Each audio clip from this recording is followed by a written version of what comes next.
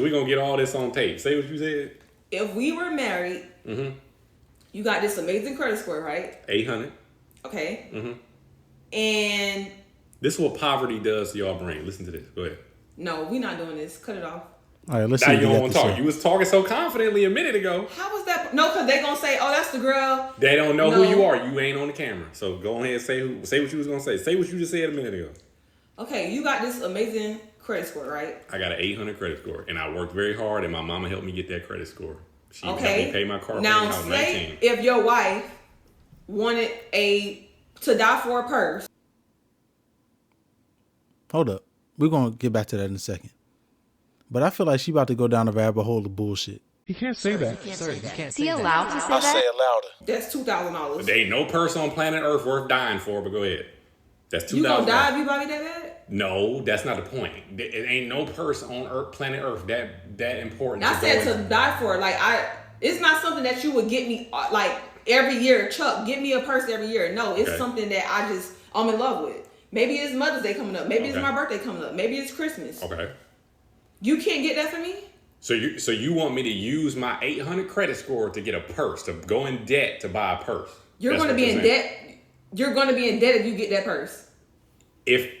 What was the point of bringing up my credit score? Because you can go and swipe for it. Right. So that's what poverty does to people's brains right there. You want me to, if I don't have $2,000 in my bank account, why would I go and buy a $2,000 object on a credit card? I don't know entirely where this conversation is going, but I like this. I like talking about money. I like talking about finances, personal finance in general. In fact, my favorite book is sitting back there, my favorite book is sitting back there. It's called The Richest Man of Babylon. If you haven't read it, it's an absolutely good book. I read it about 8 times, and it's a testament to how good that book is. But I like where this is going. The guy said, if I don't have $2,000, why would I put it on a credit card? Because you think that your birthday or whatever holiday, Mother's Day, Valentine's Day, because you think that's so special that you deserve a $2,000 purse, you want us to go into debt, spending money that we don't have? Tell me how that makes sense. But let's see what he has to say and see if he could win her over to his side. It doesn't sound like she's all there mentally in terms of personal finance, but you live and you learn. Maybe he could teach her something by the end of this conversation. That's what most people in America do. That's why most people in America is poor. Chuck, here. You want to be for real? Credit. You have a Bitcoin, right? Why would I sell? I didn't say for you to sell your Bitcoin. Don't act like you poor. You're not poor. She done got up here and exposed his 800 credit score. She done got up here and exposed the fact that the dude owns a Bitcoin, which I'm not entirely sure where it's at now. But at one point within this year, 2025, it was valued at $100,000. So, mama, don't get up on the internet telling the entire world how much money this guy has. Poor. Okay, go ahead. So what does that got to do? And you have a good job. Okay, what does that got to do with anything? You can get me a nice purse. Why would I go into debt to buy? You're not going to be in debt. You have great credit. How are you going into debt? This is poverty. He's saying you can go into debt. She's saying you can go into debt. Just give me the $2,000 purse. But mama, what you're not understanding is if I have the money, if I have a great job, if I have a Bitcoin, I can just buy you the purse. Why would I use consumer debt? Why would I go into consumer debt to get you something when I have the money in my account? And if I don't have the money, I shouldn't be buying you a $2,000 purse. Explain to me. Maybe I don't know. If you use a credit card, that is money that was created out of thin air. So if I don't have $2,000 in my bank account, therefore, if I spend $2,000 on a credit card, I don't have it in my bank account. I'm just spent money that I don't have. You're in the negative. You do have money in your bank account. But why would I put it on a credit card then? What was the point of bringing up my credit score then? Because credit, you're making monthly payments. See, and this is what poverty does to you, right? This is what they tell you in America. This is why all the credit cards sell up. This is why all the credit card companies make a whole bunch of money. So when you buy stuff on the credit card, they charge you interest on it. Therefore, you have to pay more than the $2,000. If you only pay the minimum payment, you're going to pay a fee on top of that. That's how the... Dave Ramsey talks about this. He talks about how the greatest companies, the most profitable companies are banks and insurance companies. Because with insurance, of course, you pay and then You end up with people like Luigi Mangione, who's not getting what they need from the system, so they do what he did. And then banks who are relying on you to have this mindset that this lady has. She's saying, hey, just put it on your credit card. You have to pay monthly payments. You have to just pay Afterpay. You just have to pay Klarna. And then you end up paying for a $2,000 purse for 18 months. Let's say that he has a decent job. You could have just saved a couple of months, and if you wanted to get that purse, bought it outright and not have to deal with it. But that's not how most people think. They think, oh, I can afford that. It's $2,000, but as long as I pay the $150 a month, then I'm good to go. But they do that with every single thing that they have.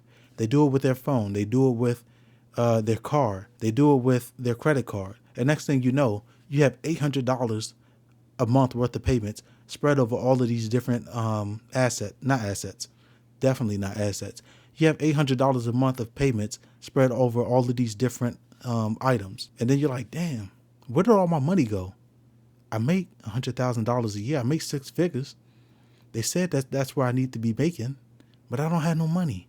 And it's because you have this mindset that was manufactured and taught to you by the credit card company. Credit card company makes their money. That's why people spend so much on a credit card and they never get out of debt, because they're paying more than what the item is worth. So if I pay payments on it, let's say I make 4 payments of $500, I'm getting charged $50 of interest. So that mean I just paid $2,500 for a $2,000 bag just to put it on the credit card because I didn't have money. No, we gotta watch this on YouTube or something. I don't believe it. That is why this is what. You don't believe what? Math, simple math? Do you know what the interest rate on your credit cards is? Not just do you know what an interest rate is. Do you know what the interest rate on your credit cards is? And do you know what it does to the money that you leave in that account if you don't pay it off every month? And I said that because there are credit card people, quote unquote, people that use their credit card for points and all of this stuff, and they want to game the system. I tried it before. It don't work with me. If I use a credit card, I'm going to spend the money that's on it. So I'm not playing that game no more. But like he said, this is what poverty does to the mind. I like him. This dude is well educated, at least in terms of personal finance. Poverty does to y'all brains right here. This is what poverty does. This is what they don't teach people in school. All this shit I had to learn on my own. They don't teach none of this shit in school because why? They want to keep people enslaved like this. And she don't know no better. And a lot of y'all out there don't know no better. And that's what they want. They want you not to have no knowledge. There's millions of people just like this that don't know nothing about the American financial system. Okay. You see what I'm saying? Nah, she don't see what you're saying. She said, okay. She don't believe you. She don't believe that 1 + 1 = 2. But when she is down and out because she's not paying attention to where her money is going, she's not seeing that she's got to split between all of these different things that she's buying. Like we said, a car, credit cards, Klarna, Afterpay. She's going to realize, she's like, man, I can't put enough in my savings. Where's all my money going? It's going to 1,000 things. That phone, the car, the credit card. But I like this guy. I'm not going to review his whole video. You guys should absolutely go over there, check it out. See if they come to some sort of common ground by the end of it. But it's the Common Sense King over on TikTok. Shout out to this dude. I like what he has to say about money. And I also like that he said, I had to teach this to myself. There are a lot of people that say, oh, we weren't taught about taxes in school. We weren't taught about money in school. Okay, granted, we're adults now.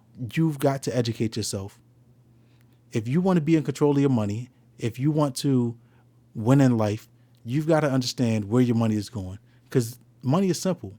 As long as you keep more than you spend, eventually you'll build something. That's where we're going to end it for today. If you like the video, like the video. Subscribe to me back here for the next conversation.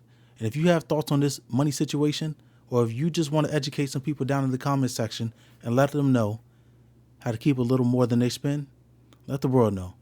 This is the place for discourse. Till next time. Peace.